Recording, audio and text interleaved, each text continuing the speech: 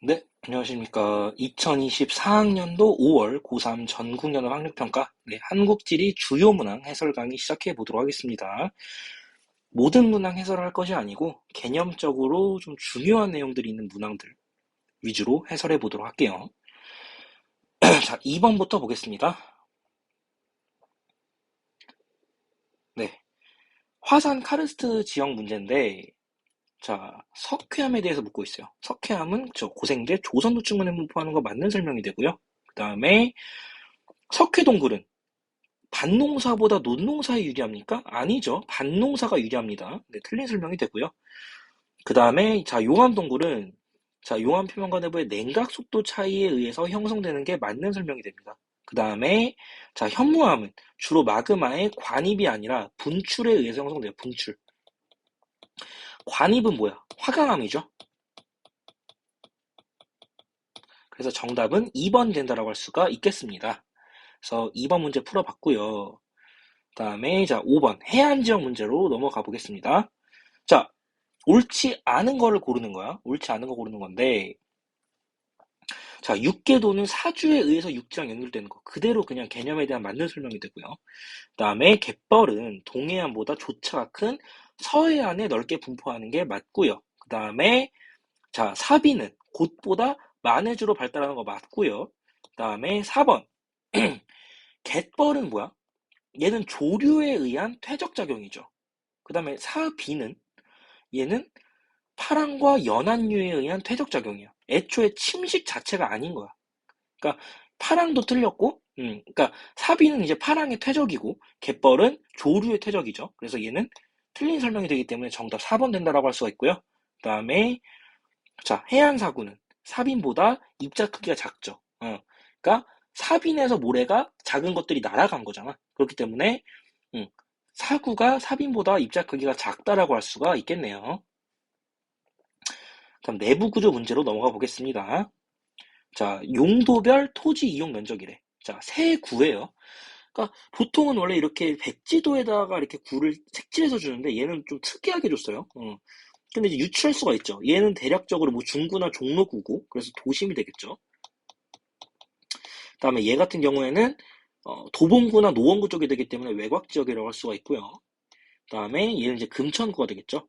서울에서 그나마 공업이 발달한 지역이다라고 많이 배워요. 자, 그러면 가나다를 구분해 보면은 주거 지역에 대한 비율이 높아가는. 그럼 얘는 뭐야? 외곽 지역이 되겠죠. 그다음에 나 같은 경우는 세 구 중에 가장 공업에 대한 비중이 높네. 그러니까 얘는 뭐야? 공업 지역이 된다. 그다음에 다는 상업 지역에 대한 비중이 높습니다. 그렇기 때문에 상업이 발달한 도심이 되는구나라고 할 수가 있겠네요. 자, 가는 나보다 제조업 수가 적고요. 그다음에 외곽은 도심보다 초등학생 수가 많을 것이고요. 그 다음에 나는 다보다 공업은 도심 지역보다 중심 업무 기능이 우세하지 않을 것이고요. 그 다음에 도심은 외곽보다 유입 인구가 많겠죠. 정답은 5번이 되는데 도심은 공업 지역보다 상업 지역의 평균 지가가 높다고 할 수가 있겠네요. 정답은 5번이 된다.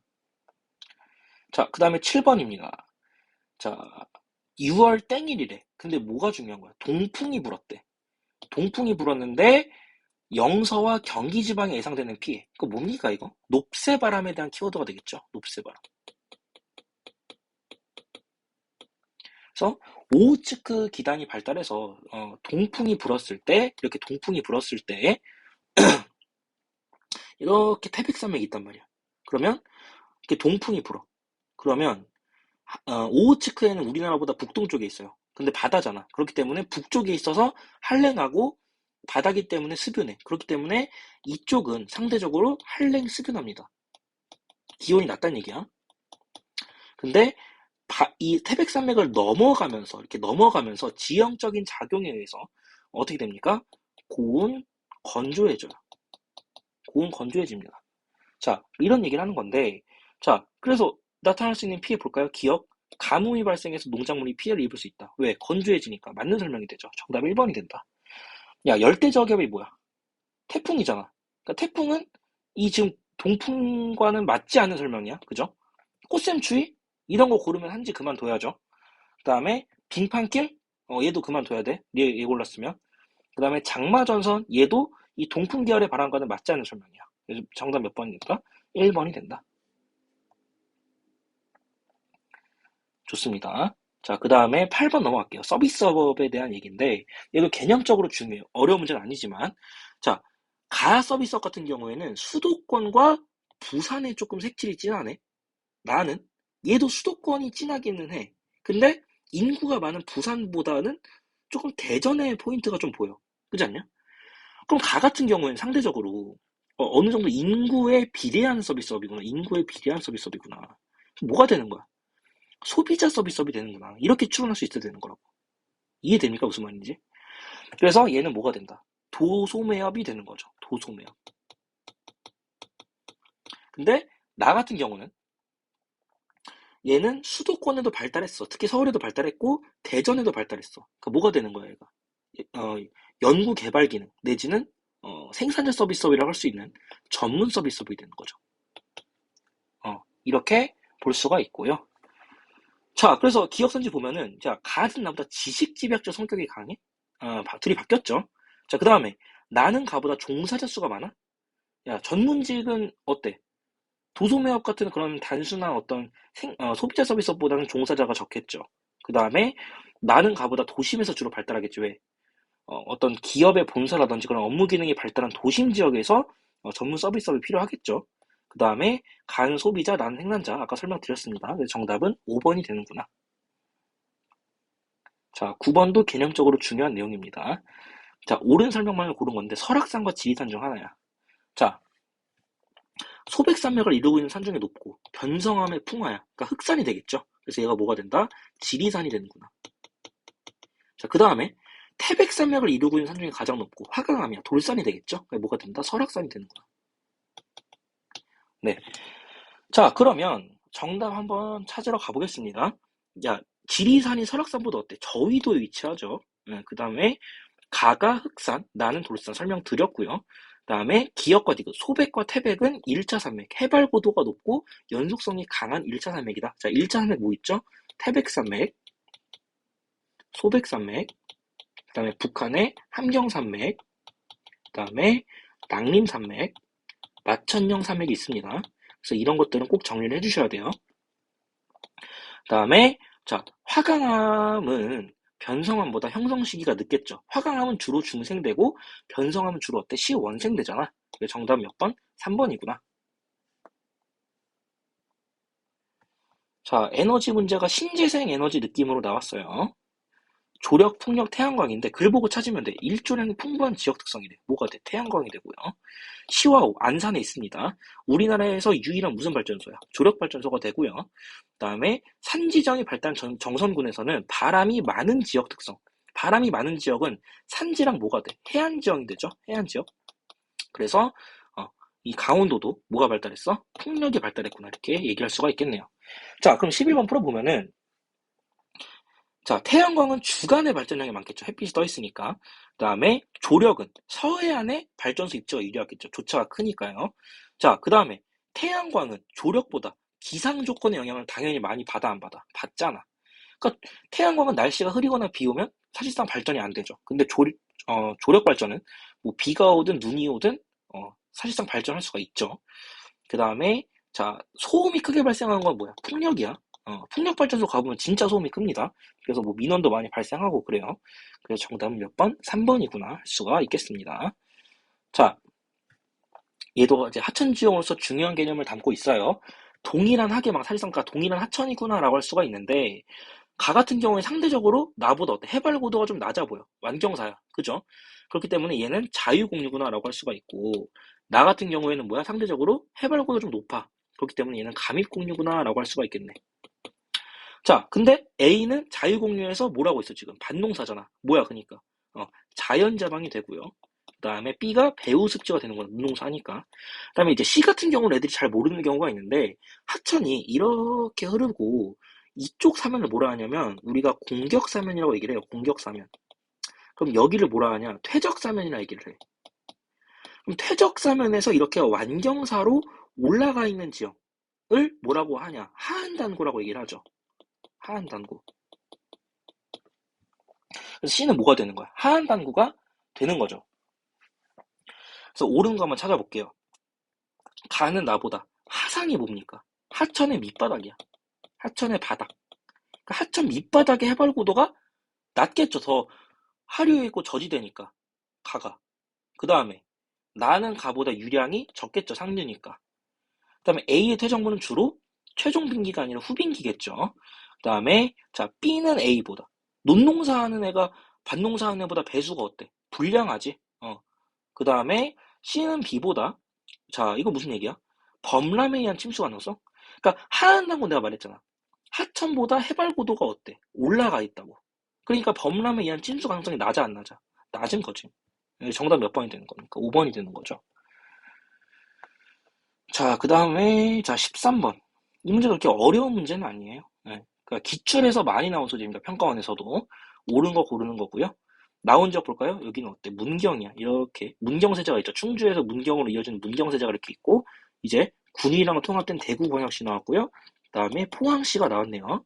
자, 그러면 대구, 포항, 문경 중에서 가장 고차 중심지가 어디야? 대구광역시잖아. 그 다음이 포항, 그 다음이 문경.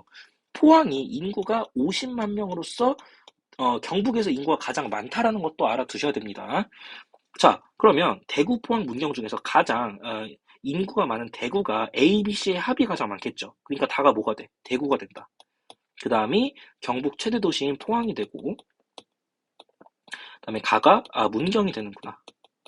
자, 그 다음에 대학교, 고등학교, 초등학교 중에서 자, 당연히 가장 숫자가 적은 게 뭐겠어? 대학교겠죠? 대학교. 그래서 C가 뭐가 된다? 대학교가 되고, 자, 그 다음에, 가장 숫자가 많은 A가 초등학교가 된다. 그 다음에 나머지 B가 고등학교가 되는구나. 그래서 우리가 고차 중심지일수록 개수는 어때? 개수는 적고, 그 중심지 간 거리는 멀어, 안 멀어? 멀잖아. 그런 걸 우리가 학습을 했어요. 그래서 그런 거를 입각해서 풀어주시면 됩니다. 그래서 광역시인 건 대구고요. 그다음에 포항은 대구보다 중심지 기능이 다양하지 않죠. 대구가 더 인구 규모가 크니까. 그다음에 서울로의 고속버스 운행 횟수. 이건 뭐야? 그러니까 커뮤니케이션에 대한 정도를 묻는 거잖아. 그러니까 당연히 가장 고차 중심지인 대구가 배차 간격이 가장 짧겠죠. 서울로의 배차 간격이. 그다음에 초등학교는 대학교보다 통합권 범위가 어때? 짧겠지. 왜? 개수가 더 많잖아. 그죠? 그다음에 5번은 내용일치니까 틀렸고. 이렇게 해줄 수 있겠네요. 그 다음에 제조업 문제 중요합니다. 자, 제철, 조선, 섬유야. 그러면 가 같은 경우에는 경남이 탑3에 들었어. 뭐가 됩니까? 조선이 되죠. 그 다음에 포항, 광양, 당진, 포광당 우리가 이렇게 학습을 하죠. 그게 뭐가 돼? 1차 금속 제철이 된다. 그 다음에 대구가 탑3에 있네? 뭐야? 섬유가 된다. 자, 많은 부품을 필요로 하는 조립형 제조업, 대표적으로 자동차가 있죠. 자동차 같은 조립형 제조업에 대한 설명이 되겠고, 야, 조선에서 생산된 제품이 1차 금속의 주류 재료야? 둘이 바뀐 거죠? 둘이 바뀐 거고. 자, 그 다음에 조선은 섬유보다 최종 제품의 무게가 무겁지 않죠. 얘가 조선이 중공업이잖아. 무거울 중자. 섬유는 뭐야? 경공업이잖아. 가벼울 경자. 그죠? 그 다음에 1차 금속은 섬유보다 생산비에서 노동비가 차지하는 비율이 높아? 아니죠. 그러니까 우리가 이런 개념이 있어요. 노동 생산성이라는 개념이 있어. 이게 뭐냐? 종사자당 출하액이야. 종사자 1인당 출하액이야. 근데 1차 금속 같은 경우에는 거의 모든 공정이 자동화로 이루어진다고. 기계가 모든 걸 다 한다고. 그런 걸 우리가 뭐라 하냐면 장치산업이라 얘기를 해요. 장치산업. 그래서 장치산업에 또 뭐가 있냐? 정유가 있어요. 정유. 코크스 연탄 및 석유 정제품 제조업이라고 하죠. 그래서 정유라고 하는데 걔네들은 종사자는 적어 안 적어. 적은데 돈은 많이 벌어 안 벌어? 벌잖아. 근데 상대적으로 이런 섬유 같은 경공업 같은 경우는 종사자는 많아. 그러니까 인간들을 굴리는 제조업이야. 근데 경공업은 돈을 많이 벌어 못 벌어? 못 번다고. 그러니까 이런 차이가 있는 거예요. 그러니까 이런 것들도 알아두셔라. 네. 그렇게 정리를 해줄 수 있을 것 같고. 자, 그 다음에 다는 가보다 사업체당 종사자 수라고 했는데 얘는 뭐냐면 기업의 규모야. 기업의 규모. 그러니까 한 사업체당 몇 명이 종사합니까 이거잖아. 쉽게 말해서 그잖아. 그러니까 다 섬유는 어때? 주로 무슨 기업이야? 얘는 중소야. 중소기업이라고 적다고 사업체당 종사자가. 근데 조선 같은 경우에는 상대적으로 대기업이란 말이야. 뭐 삼성중공업이라든지 이런 대기업들이란 말이야. 그러니까 다른 가보다 오히려 사업지망 종사할 수가 적겠죠. 이렇게 정리를 할 수가 있겠네요. 다음에 충청권 지역지리 문제로 넘어가 보겠습니다. 나온 지역 볼까요? 아산, 세종, 그 다음에 부여 이렇게 나와 있네요. 자, 가장 인구 증가율이 낮은 동네 어디야? 마이너스죠. 얘가 상대적인 촌락 지역이죠. 부여가 된다. 그죠? 그 다음에 가랑 다 중에서 상대적으로 제조업 종사자 비율이 높은 게 아산이 되겠죠. 그 다음에 가가 나머지 세종이 된다. 세종은 인구 증가율이 굉장히 높습니다. 자, 수도권 전철과 연결되어 있는 곳 어디야? 아산이죠. 행정중심 복합도시 세종이죠. 그 다음에 자, 세종이 부여보다 인구 밀도가 높겠고요. 정답 4번이네? 얘는 그냥 바로 지도로도 풀리네요. 제조업 종사자 비율이 높죠. 그렇게 풀어줄 수가 있겠네요. 그 다음에 18번 볼게요. 인구 변화 추이야. 인구 특성의 변화 추이. 그러니까 2020년 이후는 얘는 이제 추정치라고 할 수가 있겠죠. 자, 80년은 2000년보다 노령화 지수가 낮겠죠. 그 다음에 90년은 2010년에 비해 출생아 수가 2배 이상. 얘는 눈으로 보면 되겠죠. 출생아 수. 2배 이상이지가 않네요. 그 다음에 50년은 20년에 비해 중위 연령이 뭐야? 그러니까 어느 정도는 평균 연령이랑 비례하는 지표야. 어느 정도는. 근데 평균 연령이라는 건 뭐야? 얘는 나이를 다 더해서 인구수로 나눈 거잖아. 근데 중위 연령이라는 건 뭐냐면 0살부터 예를 들어서 120살이 최고령이야. 우리나라가. 그렇게 쳐볼게. 쭉 나열해 인구를. 거기서 딱 중간에 있는 나이 값을 중위 연령이라고 얘기하는 거야. 그러니까 평균 연령과는 엄연히 개념이 다르다는 걸 아셔야 돼. 그래서 우리나라의 현재 중연령이 대충 한 45살 정도 돼요. 이렇게 알고 계시면 됩니다. 그러니까 노령화가 되는 케이스이기 때문에 우리나라는 중위연령이 당연히 50년이 높겠죠. 그 다음에 자 60년에는 유소년층 인구와 노년층 인구의 합이 청장년층 인구보다 많을 것이다. 그죠? 그러니까 당연히 그렇다고 예상할 수는 있지만 어느 정도 이렇게 계산하는 문제는 그냥 패스를 해버려. 그 다음에 5번 가봐. 70년에는 피라미드형 인구 구조가, 야, 피라미드형 인구 구조가 뭐야? 유소년층이 많은 인구 구조잖아. 그러니까 완전 개소리죠. 그러니까 정답 몇 번? 4번이 되는구나. 그죠? 자, 기후 문제. 이것도 이제 공부를 좀 안 하는 학생들은 어려웠을 수가 있는데, 나온 지역들은 우리 단골 손님들이거든? 군산 나왔고, 그 다음에 장수, 대구, 포항 이렇게 나와 있어요. 자, 최난화를 줬고 연교차를 줬다. 야, 연교차와 최난화를 주면 항상 선지에서 뭘 물어볼까? 최한어를 물어보게 돼 있어. 이건 출제에 대한 기본 원리야. 그러니까 우리가 최난어에서 연교차를 뺀 게 뭐야? 그게 최한어이잖아, 그죠? 그러니까 이런 관계성을 항상 생각하고 있어야 돼. 자, 그럼 일단 연강수량도 주어졌기 때문에 한번 같이 볼게요. 연강수량이 가장 적은 건 우리가 영남 내륙에 있는 대구잖아. 가장 적은 게 다네? 그러니까 얘가 뭐야? 대구가 되겠죠. 그 다음에 최난월이 가장 낮은 게 가네? 그럼 얘는 뭐야? 고지대에 있는 장수구나. 위도가 비슷하니까. 그러면 가장 고지대에 있는 장수가 최난월이 낮겠지. 그래서 얘가 뭐가 된다? 장수가 되는구나. 그럼 이제 나랑 나인데 나랑 나가 남은 게 뭐야 지금? 군산이랑 포항이잖아. 근데 엄연히 군산은 강수량이 1200mm 정도 되고 포항은 1100mm 정도 돼. 근데 우리가 동그라미를 약간 구분하기가 어려워. 그럼 뭘로 구분해야 돼? 연교차로 구분해야지. 근데 연교차는 뭐에 비례하냐? 최하늘에 비례하잖아. 그러니까 무슨 얘기냐? 우리가 지점별로 가장 더운 달의 기온을 이렇게 이어봤을 때 크게 차이가 있어 없어? 없다고. 무슨 얘기냐면 우리나라는 다 더워. 북한이든 남한이든 다 더워요. 근데 최하늘은 지역별로 차이가 크냐 안 크냐 이렇게 크다고. 그러니까 이 차이를 이은 게 뭐야 이렇게. 얘가 연교차잖아, 그치? 이게 연교차잖아, 그치? 그러니까 이 연교차를 결정짓는 요소는 바로 뭐가 되는 거야? 이 최하늘 기온이 되는 거야. 파란 색깔. 그러니까 최하늘 기온이 낮으면 연교차가 큰 거고 최하늘 기온이 높으면 연교차가 작게 되는 거라고. 이해돼요 무슨 말인지? 어. 그래서 상대적으로 최하늘 기온이 높은 곳은 어디야 그러면? 동해안이잖아. 그치? 그럼 연교차가 작은 게 동해안이겠네? 그래서 나가 뭐가 되는 거야? 포항이 되는 거지. 나머지 나가 군산이 되는구나. 이해되나요? 무슨 말인지? 좋습니다. 선지 한번 풀어볼게요. 가는 나보다, 장수는 군산보다 해발고도 높죠. 맞는 말이고. 그 다음에, 자, 가는 다보다 격앙집이 높다 했는데, 우리가 이렇게 소백산맥의 서사면 같은 경우에는 뭐가 불어요? 북서풍이 불잖아, 겨울에. 그렇기 때문에 눈이 많이 와, 안 와? 온다고. 그렇기 때문에 격앙집이 어때? 높다라고 할 수가 있는 거야. 그래서 기영님 맞아서 정답이 1번이 되고, 자, 군산은 포항보다 역시 묻고 있죠? 최연월 평균 기온이 낮겠죠? 왜? 연교차가 크니까. 자, 그 다음에 리을. 대구는 포항보다 바다 영향 적게 받겠죠? 네, 정답은 1번이 된다 정리해 줄 수가 있겠네요. 자, 그렇게 해서 우리 5월 학평 같이 한번 정리를 해봤습니다. 모르는 내용이나 질문사항 이런 것들은 댓글로도 달아주시면 친절하게 제가 설명을 해드리도록 하겠습니다. 수고하셨습니다.